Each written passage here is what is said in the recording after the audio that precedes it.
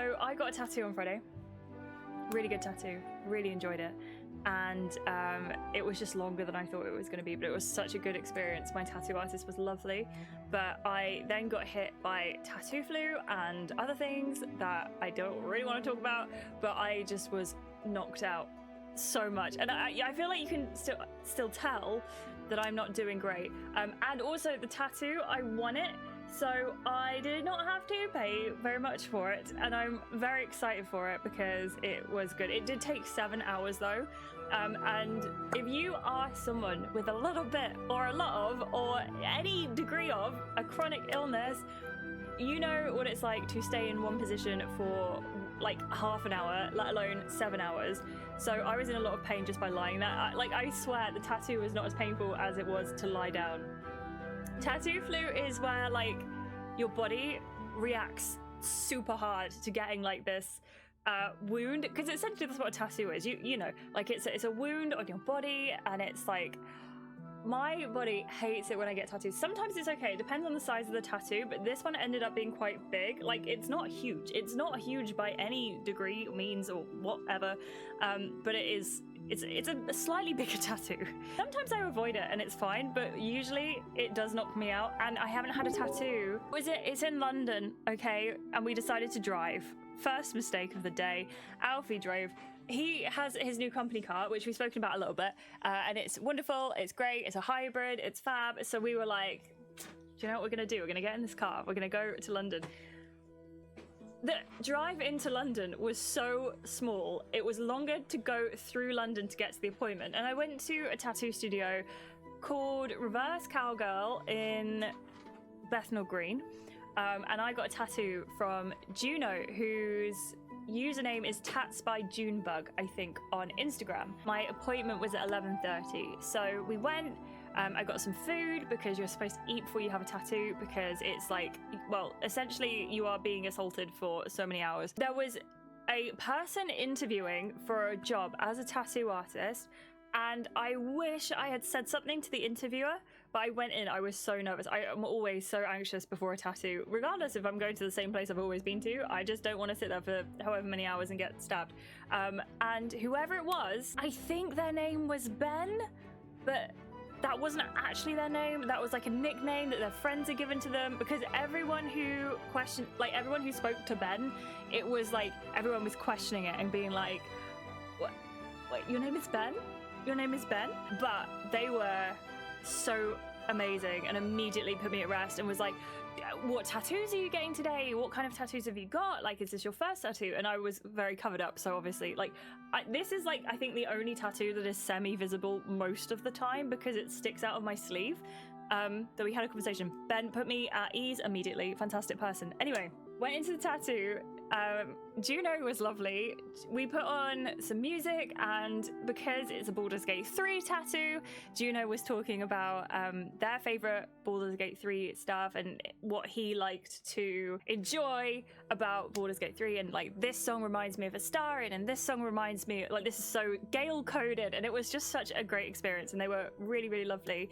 And as we were going through the tattoo, he was talking to me, putting me at ease. We had a lot of similar opinions about a lot of stuff, so like, I think political alignment there, and which isn't very important, but it gives you a lot to talk about. I mean, it is very important, but it's not like the forefront of like most conversations to strangers, do you know what I mean? So it was great. Anyway, this tattoo, I spoke to Juno about it, and I was like, I'm not trying to rush you, I just want to know, do you know how long it's going to be maybe to get tattoo? And it was like 3 hours. John! Hello again. Thank Frozen you so Wolf much. 1313 just resubscribed. So 3 hours, right? Anyway, long story short, 7 hours later, I walked out with a tattoo, which I really love. So do you know what my favorite moment from Baldur's Gate 3 was? Yeah, it took 7 hours instead of 3 hours. We had about a 15-minute break. I don't know why it took longer, but I was very uncomfortable, so maybe that was shown in the time. But Juno's artistry is fantastic. I love Baldur's Gate 3. Juno not specializes, but Juno does a lot of Baldur's Gate 3 tattoos. So I knew that if I was going to go and get a tattoo, I was going to get a Baldur's Gate 3 tattoo from Juno, right? I've always wanted a Baldur's Gate 3, well, not always, but for as long as I have known that Baldur's Gate 3 was going to be a mainstay in my life, I have known that Baldur's Gate 3 is going to be on my body. somewhere. And I was gonna get a Holsten portrait because you know me and Holsten, you know.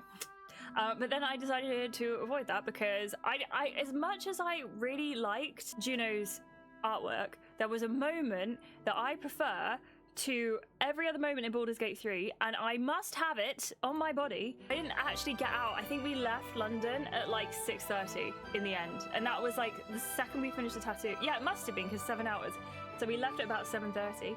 I had booked parking for 9:30 through 5:15, 4:30, 9:30 through 4:30.